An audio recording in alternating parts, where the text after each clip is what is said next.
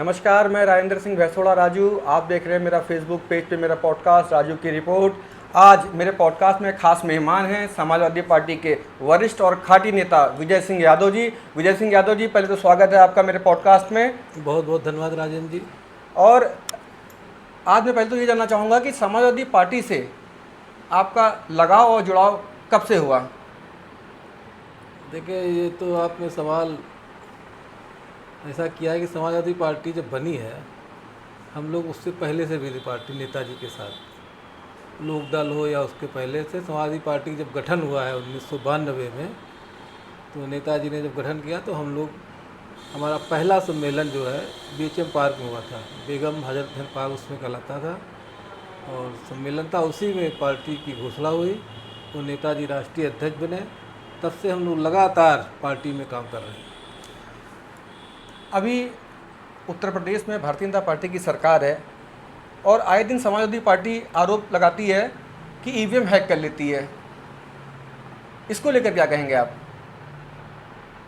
देखिए, 17 के बाद 22 और 19 के बाद 24 हम लोग जब क्षेत्र में जाते हैं लगातार, तो जनता कहती है भैया वोट तो हम आपको देते हैं और सरकार उनकी बनती है।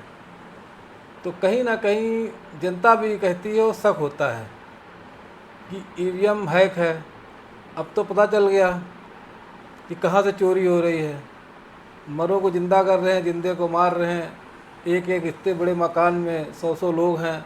अब तो पूरे देश दुनिया में बेगनाम हो गए हैं कि इनकी सरकारें जो बन रही हैं वो वोट की चोरी से बनी है और वोट चोरी इनका प्रमुख मुद्दा हो गया है। जो सत्ताधारी पार्टियां हैं वो आरोप लगाती हैं समाजवादी पार्टी पर कि ये गुंडों की पार्टी है, मुसलमानों की पार्टी है। इसको लेकर क्या कहेंगे आप?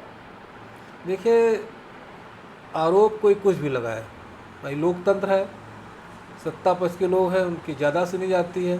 विपक्ष हम भी लोग आरोप लगाते हैं उनके ऊपर कि वो राजनीति कर रहे हैं, क्या कर रहे हैं, जात की कर रहे हैं, एक धर्म विशेष की कर रहे हैं, भाईचारा ख़त्म कर रहे हैं उत्तर प्रदेश में। हमारे राष्ट्रीय अध्यक्ष कहते रहे, हम भी कह रहे हैं कि लिस्ट निकालें ना गुंडों की। कहाँ टॉप 10 की लिस्ट है? कहाँ समाजवादी पार्टी गुंडों की पार्टी है? अखिलेश जी आपको गुंडे दिखते हैं? सत्ताधारी दलों द्वारा जो हिंदुओं के मन में मुसलमान के प्रति असुरक्षा का भाव पैदा किया गया है, अगर 2027 में आपकी सरकार आती है तो आप कैसे सुनिश्चित करेंगे कि हिंदुओं के मन में मुसलमानों के प्रति सुरक्षा का भाव और समान सुरक्षा कैसे सुनिश्चित करेंगे? देखिए, समाजवादी पार्टी जो है शुरू से नेताजी के समय से ही या उससे पहले जब लोहिया जी थे, जयप्रकाश नारायण थे, तमाम लोग थे, बड़े बड़े नेता समाजवादी पार्टी का शुरू से ही रहा है कि हिंदू और मुस्लिम की कोई यहाँ पर व्यवस्था नहीं है। ये तो भारतीय जनता पार्टी ने अपने सुविधा अनुसार गढ़ लिया कि हिंदू और मुस्लिम में फ्रैक्शन है और हिंदू मुस्लिम ये कर रहे हैं। जनता नहीं कर रही है, सिर्फ भाजपा के चंद लोग या इनके सत्ताधारी लोग या मुख्यमंत्री हों या इनके लोग हों, वो कर रहे हैं हिंदू मुस्लिम। जनता आपस में आज चले जाइए, अभी यहाँ किसी मुस्लिम हिंदू मुस्लिम कहीं नहीं दिखेगा आपको। तमाम होली ईद एक तरह मनाते हैं। ये बीच बीच में फ्रैक्शन पैदा करते हैं कि हाँ नहीं, मुस्लिम से खतरा है और ये है वो है। ऐसा कुछ नहीं है। ये देश हमेशा ऐसे ही रहा है और ये देश हिंदू मुस्लिम और जितनी भी और जातियां हैं ये मिल के रहेंगी और इस देश को आगे बढ़ाएंगी। जो पीडीए पाठशाला आप लोग लेके आए हैं, उत्तर प्रदेश सरकार ने 5000 से अधिक विद्यालयों को मर्ज करने की तैयारी कर ली है। अब आप लोग पीडीए पाठशाला लेके आए हैं, इसको लेकर क्या कहेंगे आप? देखिए, मर्ज कर नहीं लिया है, मर्ज कर दिया है। जो जहाँ इनका एक था कि 50-60 बच्चे या एक इनका जो मानक था कि इससे कम बच्चे होंगे, वो दूसरे स्कूल में शिफ्ट हो जाएंगे, इन्होंने वो कर दिया है। लेकिन जब स्कूल बना था आज से कोई 50 साल पहले, 40 साल पहले, तो उस समय तो जनसंख्या और कम थी वहाँ गांव की। तब तो बनाया गया, 10 बच्चा पढ़ता हो चाहे 20 बच्चा पढ़ता हो। अब जब वो बच्चे आबादी बढ़ी है, सभी लोग जानते हैं, गांव 500 का था, 1000 का हो गया होगा, 1200 का हो गया। वहाँ जब संख्या कम है तो वो तो सरकार फेल है वहाँ पर। क्यों नहीं वहाँ बच्चे जा रहे हैं? क्यों बगल में प्राइवेट स्कूल खुला वहाँ जा रहे हैं? क्योंकि ये शिक्षा जो देना वो दे नहीं रहे हैं और इनकी दोहरी नीति है। ये नहीं चाहते हैं पीडीए का मतलब हम लोग कि पिछड़ा, दलित, अल्पसंख्यक या अगड़े भी बहुत से लोग जो हैं वो गरीब हैं, वो शिक्षा महंगी शिक्षा नहीं पा, उसके लिए प्राइमरी स्कूल था। ये सोच रहे हैं कि प्राइमरी स्कूल हो जाए और लोग दूर जा ना पाएँ और प्राइवेट स्कूल में पढ़ा ना पाएँ, तो ये शिक्षा से वंचित कर रहे हैं। जो संविधान के द्वारा या कोर्ट के द्वारा जो एक अधिकार मिला है शिक्षा का अधिकार, उससे ये लोगों को बच्चों को दूर कर रहे हैं। इसलिए हमने पीडीए पाठशाला शुरू की वहीं पे जहाँ जहाँ इन्होंने, और वहाँ बच्चे आ रहे हैं। ये तो पीडीए पाठशाला सर्व समाज के लिए है। सर समाज के लिए पीडीए का मतलब सर समाज का तो है ही है भाई। वहाँ अगर कोई वैसा ही बच्चा आएगा तो हम उसको हटाएंगे थोड़ी। वो तो हमने इसलिए रखा कि आप प्राइमरी स्कूल चले जाइए, वहाँ 95% पीडीए क्लास के ही दलित, अल्पसंख्यक या गरीब के बच्चे ही हैं। गरीब तो कोई हो सकता है, और जिसके पास पैसा नहीं वही वहाँ प्राइमरी स्कूल में पढ़ाता है। अभी लखनऊ के बीकेटी विधानसभा में कुछ गांव ऐसे हैं, 12-13 गांव में बाढ़ आ चुकी है, बरसात का पानी नदियों में उफान पे है और वहाँ पे लोगों को उस तरीके से मदद नहीं मिल पा रही है। इसको लेकर क्या कहेंगे आप? देखिए, अच्छा आपने क्वेश्चन उठाया है। हम लोग खुद वहाँ गए थे। एक दिन तो हमें खुद गया था क्योंकि हमारी विधानसभा है वो, और दूसरे दिन हमारे जो सांसद हैं RK चौधरी साहब, वो भी साथ में गए थे। वहाँ पर हम पहले दिन भी हम लोगों ने SDM वहाँ जो था या नायब तहसील जो होते हैं लेखपाल मिले, और फिर DM से भी बात हुई फ़ोन के द्वारा। एक दिन सिर्फ वहाँ DM गए थे, वो आप समझ लो पिकनिक मनाने गए थे या सर्वे करने गए थे सड़क, और वहाँ की स्थिति हम लोगों ने देखी। गांव टापू बन चुके हैं। प्रशासन तो ये कह रहा है कि हम पूरी तरीके से मदद कर रहे हैं। अभी हम लोग परसों गए थे, तो परसों तक वहाँ प्रशासन ने सिर्फ नाव की व्यवस्था की थी। हम लोगों ने कहा चारा नहीं है। जो बरसात के कारण तमाम घरों में सांप या बिच्छू घुस जाते हैं, उसका कोई इलाज नहीं था कि काट ले क्या होगा, या जो बाढ़ से बीमारियां फैलती हैं उसका कोई व्यवस्था नहीं थी। हम लोगों ने कहा कैंप लगा दीजिए कम से कम, यहाँ पर लोग पानी गिरता रुके। लेकिन अभी उनका यह है कि खाली उन्होंने नाव की व्यवस्था की है और एक कोई छोटा अधिकारी वहाँ बैठा दिया है, बस इतना उनका किया गया है। अब देखिए, सब इस समय पूरे प्रदेश की, देश की बात तो नहीं कर रहे हैं क्योंकि 27 में चुनाव प्रदेश का है। प्रदेश की स्थिति बहुत ख़राब है। अगर आप किसी भी दूसरे आदमी से पूछें तो वो दुखी नज़र आएगा। कोई भी सरकार है उसका ये काम नहीं कि उसकी जनता दुखी हो, परेशान हो। प्रयास करते रहना चाहिए। हमने यहाँ पहली बार देखा कि जब से लोहिया पथ बना है कि जरा सी धूप निकलती है तो धूल का गुब्बार। लोहिया पथ, जो मैं समझता हूँ उत्तर प्रदेश की सबसे अच्छी सड़कों में एक सड़क होगी, जब वहाँ धूल उड़ रही है, आप बिना चश्मा या आँख बंद करके मोटरसाइकिल से निकल नहीं सकते, इतनी धूप उड़ती है। और बगल में ही मुख्यमंत्री आते हैं, इंदिरा गांधी प्रतिष्ठान जाते हैं, तमाम मंत्री जाते हैं, तमाम VIP जाते हैं, उनको नहीं नज़र आ रहा। तो आप सोचिए गांव दराज दूर शहरों की क्या स्थिति होगी। कानून व्यवस्था इनकी ध्वस्त है, सड़क में गड्ढा है या गड्ढे में सड़क है पता नहीं चल रहा है। शिक्षा में बता ही चुका हूँ, बेरोजगारी चरम पे है, कहीं थाने पुलिस तहसील में लूट मची है, नहीं सकते हैं। तो हर वर्ग परेशान है इनसे। आपको ऐसा लगता है कि सारे राजनीतिक दल जो हैं वो तुष्टीकरण की राजनीति कर रहे हैं? नहीं, तुष्टीकरण का तो कोई मुद्दा ही नहीं है। देखिए, मेरे फिर समाजवादी पार्टी में तुष्टीकरण का तो मुद्दे, तुष्टीकरण शब्द जो है इन लोगों ने गढ़ा है। आप बताइए, जब एक IAS मुसलमान है, जज मुसलमान है, बड़े बड़े उद्योगपति मुसलमान हैं, तो कहाँ से तुष्टीकरण? ये तो वोट, अपना वोट बैंक हिंदुओं को भड़काने या हिंदू वोट बढ़ने के लिए ये सिर्फ तुष्टीकरण का नारा देते हैं। वोट पड़ेगा बेरोजगारी पे, कानून व्यवस्था पे, नाली सड़क खड़ंजा स्वास्थ्य पे, शिक्षा पे। शिक्षा और स्वास्थ्य के लिए उत्तर प्रदेश में अगर 2027 में समाजवादी पार्टी की सरकार बनती है तो समाजवादी पार्टी क्या करेगी शिक्षा और स्वास्थ्य को बेहतर करने के लिए? स्वास्थ्य को बेहतर करने के लिए जो हमारी सरकार 12 से 17 में लेटेस्ट थी, उसके पहले भी थी, तो उसमें हमारे नेता अखिलेश यादव जी ने बहुत काम किया था। आप अगर आज सर्वे कर लें तो जो हमने मेडिकल कॉलेज शुरू हुए थे जिलों में, वो नहीं पूरा कर पा रहे हैं।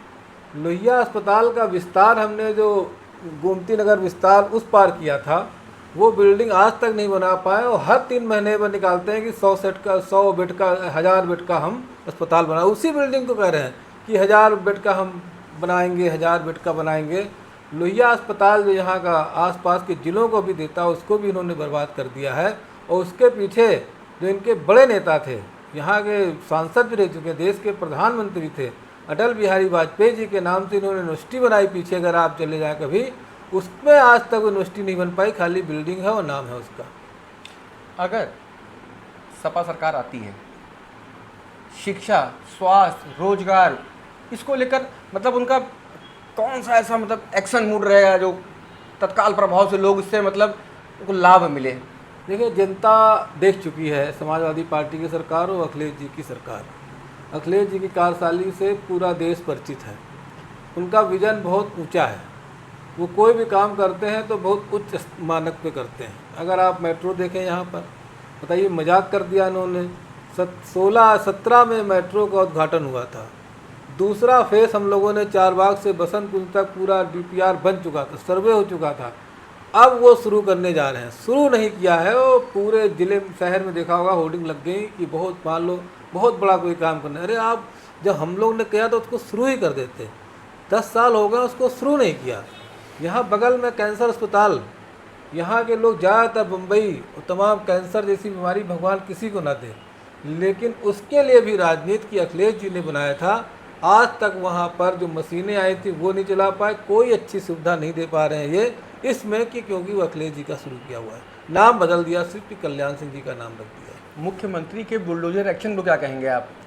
बुलडोजर एक्शन मुख्यमंत्री जी का एक, आप समझिए कि वो अच्छा कदम नहीं है, और वो बहुत दिन नहीं चल पाएगा। और वो कोर्ट भी कह चुकी है, और मानवता के नाते भी और संवैधानिक भी, कहीं से भी ये नहीं है कि आप किसी का घर बुलडोज़र लेके गिरा दें। ये तो एक, आप जिसे आप देख रहे हैं तमाम गाजा पट्टी में हो रहा है, ये हो रहा, वो चीज़ नहीं। ये तो लोकतंत्र है, यहाँ अपने ही लोग हैं। अगर कोई गलती कर रहा तो उसके लिए कोर्ट है, पुलिस है, थाना है, कोर्ट निर्णय करे ना कि उसको क्या करना है। मकान गिराने का और बुलडोज़र ले जाके धमकी देने का कोई एक शासन स्तर पे तो गुंडों वाला काम है, जिसे देखते हैं पहुंच गए उसका खेत जला दिया, ये कर दिया। वैसा काम नहीं हो, सरकार के द्वारा नहीं होना चाहिए, एक गलत तरीका है उनका, और इस पर तमाम विरोध भी हुआ है और हम लोग भी विरोध कर रहे हैं। देखिए, उत्तर प्रदेश में आए दिन इनकाउंटर हो रहे हैं अपराधियों के, इसको लेकर क्या कहेंगे आप? देखिए, इनकाउंटर जो होते हैं वो हम भी जानते हैं और आप भी जानते हैं। अक्सर एक पैर में गोली पड़ रही पैर के नीचे, और 2 पुलिस वाले कंधे पे ले जाते हैं अस्पताल में। कैसा काउंटर हो रहा है, और ये पुलिस पहले इनाम निकलाती है उस पर, फिर उसको पकड़ लेती है। कैसा इनकाउंटर होता पूरा देश जानता है, पूरा प्रदेश जानता है। और अगर सही तरीके से पुलिस काम करती तो जो आज प्रदेश की हालत है, ऐसी हालत प्रदेश की ना होती। कोई भी सुरक्षित नहीं है, ना सड़क पे, ना घर पे, ना ऑफिस पे, ना स्कूल पे, कहीं भी कोई सुरक्षित नहीं है। बदमाश बेखौफ घूम रहे हैं, अपना वारदात कर रहे हैं। अच्छा विजय जी, एक मेरा निजी क्वेश्चन ये है आपसे कि मुलायम सिंह यादव जी से पहली मुलाकात कब हुई आपकी? नेताजी से मुलाकात हमारी पहली बार हुई थी, हम पढ़ते थे, और हमारा कॉलेज जाने का रास्ता उनके घर के सामने से था जी। पहले वो रहते थे 5 विक्रमादित्य मार्ग पे जी। वहीं आगे वहाँ घर था। तो जब उनको पहली बार वहाँ अलाट हुआ, जब वो नेता विधान परिषद के बने, नेता विधान परिषद बने, वो विधान परिषद बने, उसके बाद नेता विधान, तब उनको बंगला अलाट हुआ जी। तो हम लोग आते आते थे। तो भाई एक होता है अपना, हमारे घर में भी कुछ लोग थे अपना चौधरी साहब को मानने वाले, उस समय नेताजी चौधरी साहब के साथ थे जी। लोकदल में। जी। तो आना जाना, फिर धीरे धीरे उनके टच में आए, फिर घर और जाने लगे। फिर हमारा उनका, फिर उनके साथ हम जो पहला क्रांति रथ चला, यहाँ से लेके गया वहाँ अकबरपुर कानपुर, उसमें भी है। फिर हमारा उनका संपर्क, हमारे घर भी कई बार गए, तो संपर्क हमारा उनसे फिर बढ़ता गया। नेताजी से कुछ ऐसी यादें शेयर करिए ज़रा से। लेकिन नेताजी की तो महान व्यक्ति थे वो। जब भी जाइए तो वो कुछ ना कुछ अच्छी बातें बताते थे।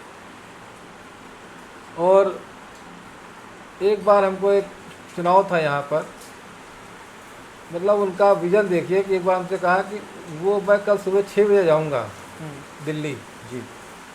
पता करके आओ कि ये व्यक्ति ठीक रहेगा टिकट के लिए कि ये व्यक्ति ठीक रहेगा। 2 अल्लाह वहाँ मांग रहे थे जी। और 6 बजे जाऊँगा, 6 बजे से पहले हो, बजा होगा उस समय 8, और 6 बजे से पहले में बताओ। तो उनका वो देखिए विजन। तो उन्होंने कहा कि फिर उन्होंने कहा कि एक बार ऐसे ही चौधरी चरण सिंह जी ने हमको भेजा हरियाणा जी दिल्ली से जी। रात में ही कि सुबह हमको चाहिए कौन जो है कौन व्यक्ति अच्छा है चुनाव के लिए। तो मतलब उन्होंने वो उदाहरण देते थे कि देखिए हम उस समय भी जो है तो ऐसा ना हो कहीं, तो वो कहीं ना कहीं काम लेने की उनकी क्वालिटी। और सबसे बड़ा तो हमने देखा कि वो अपने कार्यकर्ताओं को, हम अगर देखा छोटे छोटा कार्यकर्ता था, अगर कोई उसके वहाँ समस्या हुई हम कह देते तो हम चले जाते थे और उसका मनोबल बढ़ाने का काम करते थे। विजय जी, मैं आपको उत्तर प्रदेश से उत्तराखंड की तरफ ले चलता हूँ। अभी उत्तराखंड में पंचायत चुनाव हुए, पंचायत चुनाव में जगह जगह गोलियाँ चली, ईंटें पत्थर चले, इसको लेकर क्या कहेंगे? देखिए उत्तराखंड एक बहुत शांत प्रिय प्रदेश माना जाता है, जी लेकिन भाजपा के लोग जहाँ जहाँ जाएंगे ऐसे ही उपद्रव करेंगे, क्योंकि उनके साथ जनता तो रहती नहीं है। अभी आपने देखा कि क्या हुआ नैनीताल जिला पंचायत अध्यक्ष के लिए, जी कोर्ट ने भी रोक दिया उसको। जी तो इनका यही विजन है, जनता इनको चुनती नहीं है और उसके बाद सारा कुछ इनका जिला पंचायत अध्यक्ष ब्लॉक प्रमुख इनका हो जाता है। तो ये चोरी करने में माहिर हैं।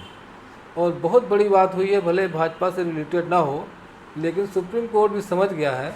और एक अभी आपने बहुत अच्छा उदाहरण 4-5 दिन पहले का था जी कि एक प्रधान जी हरा दिए गए ईवीएम से। वो ईवीएम पे हमारा कटाच है, जो हम लोग कहते हैं ईवीएम में क्या होता है, जी 50 वोटों से हरा दिए गए वो। और सुप्रीम कोर्ट ने जब अपने सामने ईवीएम खुलाई तो उसमें वो प्रधान जी 50 वोटों से जीत गए। हारे हुए जीत गए। सुप्रीम कोर्ट के निर्देशन में उनके सामने वो हाई सुप्रीम कोर्ट की भवन के अंदर की बात है। तो ईवीएम में खेल है, जो पहले आपने क्वेश्चन किया था। तो ईवीएम में तमाम, क्योंकि प्रशासन शासन के लोग कुछ भी कर सकते हैं। ईवीएम में नंबरिंग आए, नंबर बदल दिए। तो कहीं ना कहीं जब सुप्रीम कोर्ट को शक था, उसने मंगाया, भले वो किसी पार्टी का मामला ना हो, प्रधान कोई पार्टी संबंधित हो, लेकिन जो लोग पार्टी वाइज नहीं लड़ते हैं, लेकिन कहीं ना कहीं ईवीएम के माध्यम से बेईमानी हुई थी उसमें। और जब खोला गया, जब सुप्रीम कोर्ट ने अपने सामने किया, वहाँ पर लोगों ने हरा दिया था प्रशासन ने। तो सुप्रीम कोर्ट में जब गिनती हुई तो प्रधान जी हारे हुए जीत गए। देखिए, लखनऊ में गोमती नगर विस्तार में अखिलेश यादव जी ने आईटी सेक्टर स्थापित किया था। 2014 या 15 में आईटी सेक्टर की स्थापना हो गई थी और एक आध साल के बाद वहाँ पे एचसीएल जैसी बड़ी बड़ी कंपनियाँ वहाँ पर आ चुकी थी। आज उस आईटी सेक्टर को आप कहाँ पे देख रहे हैं डबल इंजन की सरकार में? देखिए, लखनऊ पहले हम लोग राजनीति करते थे, जब प्रधानमंत्री अटल जी बने जी तब लखनऊ वालों को, हम लोग को उम्मीद थी कि लखनऊ कुछ बड़ा हो जाएगा। जी बंगलौर, हैदराबाद या और जो सिटी है उसके, या नोएडा के, क्योंकि राजधानी है, 25 करोड़ की आबादी है, इंफ्रास्ट्रक्चर यहाँ पर है, लेबर मानव संसाधन सस्ता है, रॉ मटेरियल भी चाहो तो जा सकता है। तो हम लोग सोच रहे, लेकिन कुछ नहीं हुआ। उसके बाद जब हमारी सरकार बनी 12 में, अखिलेश जी मुख्यमंत्री बने, तो मैंने पहले भी कहा अखिलेश जी का विजन अलग है। उनकी सोच का इस समय बहुत मुश्किल है देश में नेता ढूंढ पाना। उत्तर प्रदेश की जनता अखिलेश यादव को मतलब किस तरीके से समझती है?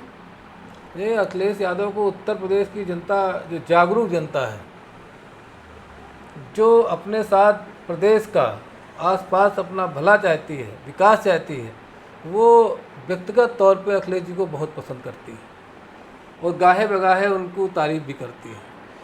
विजय जी, आप मेरे पॉडकास्ट में आए, आपने अपना महत्वपूर्ण समय दिया, उसके लिए आपका बहुत बहुत धन्यवाद, साधुवाद, आभार। आप सभी को मेरा नमस्कार। चलिए, धन्यवाद।